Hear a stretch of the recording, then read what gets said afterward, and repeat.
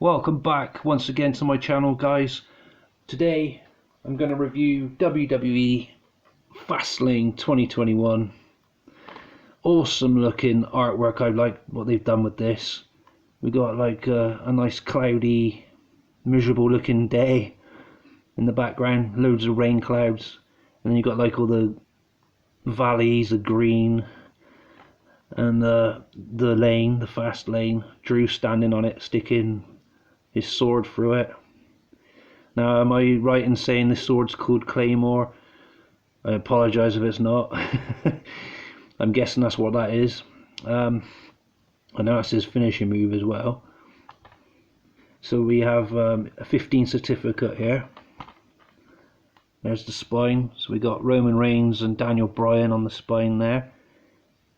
And then we have the Fiend's hand above the 15 certificate there. Really cool artwork.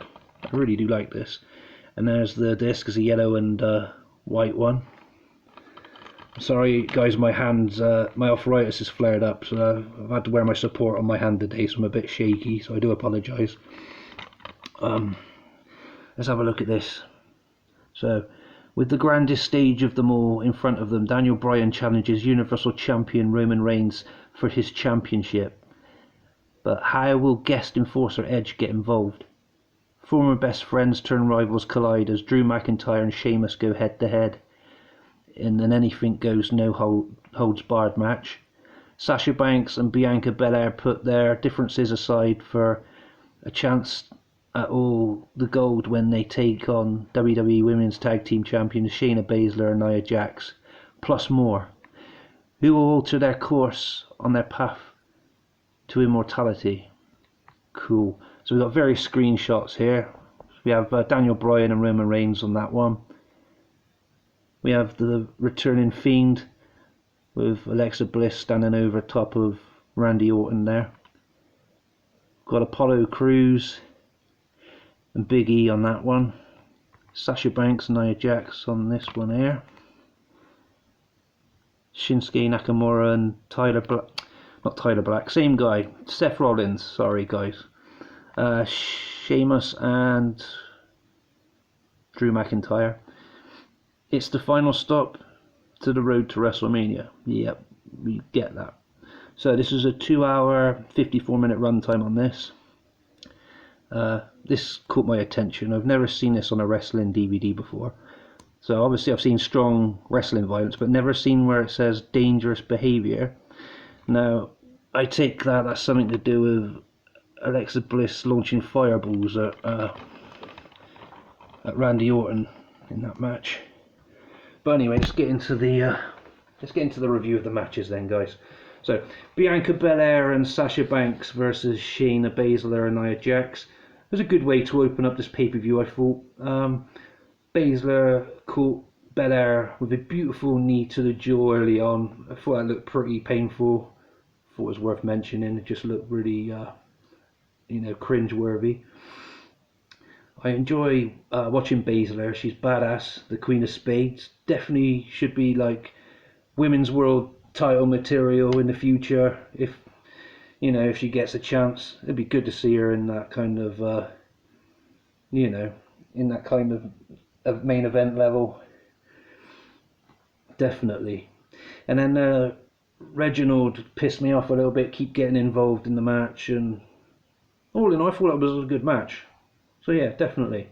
And we had a backstage segment after this with Shane McMahon and Elias, and wait, holy shit, was that Gunner as well? I'm pretty sure that was Gunner from TNA, but what the fuck, is awesome anyway. Big E versus Apollo Crews for the Intercontinental Championship. It was good to see WWE use women referees now. I'd not really noticed this before. I know it was an AEW thing with Aubrey Edwards and that, but I'd not really picked up on it since I saw the woman referee, beg your pardon, in this wrestling match.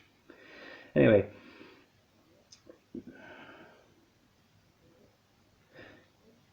sorry guys, I was just looking at something. Right, so it was a shit match, to be honest, this Big E and Apollo Crews.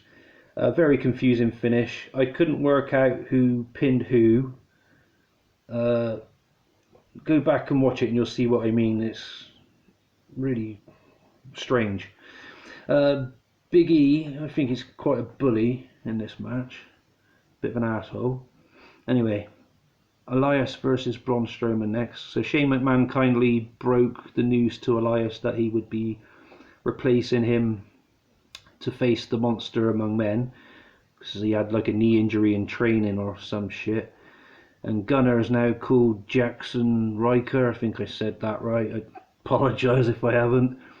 And he kept trying to help Elias a lot, but Strowman didn't wrestle to the point where I thought he was worth paying a 5-figure sum. The match was over very quickly anyway.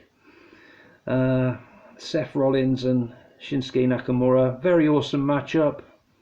I wish Seth would spend more time wrestling and less time yammering on.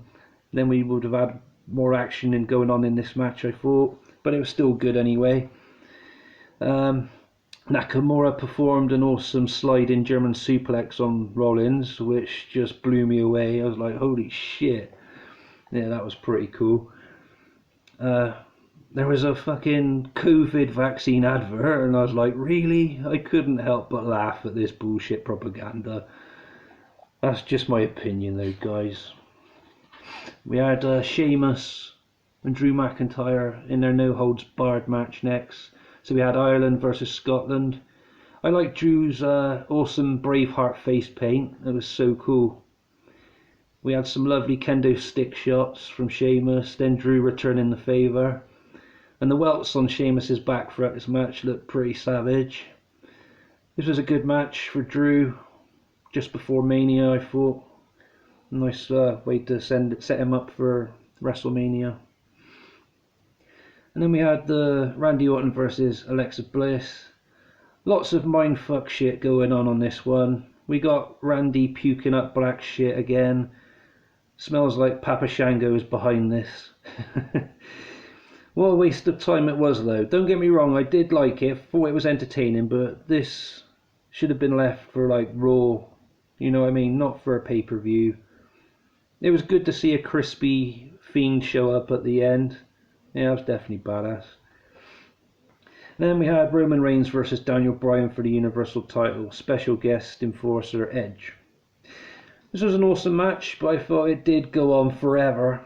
It must have been a good 40-minute long match, 35 to 40 minute long. It did drag, and the finish sucked at the end as well, which I thought. Just my opinion though, guys. On the extras, there was only one extra. We had Riddle against Mustafa Ali, I think that's who it was, for the United States Championship. That was the only extra there was. So yeah, all in all, I give this pay-per-view 6 out of 10. I thought it was okay. A few of the matches were a bit of a waste of time, or they were good and then they just had a ridiculous finish to them. It's unfortunate, really. Have you guys seen this yet, or you want to see it? Let me know in the comments below. Please feel free to like if you haven't done so, and subscribe if you haven't done so already. Much appreciated. And take good care of yourself, guys. Peace.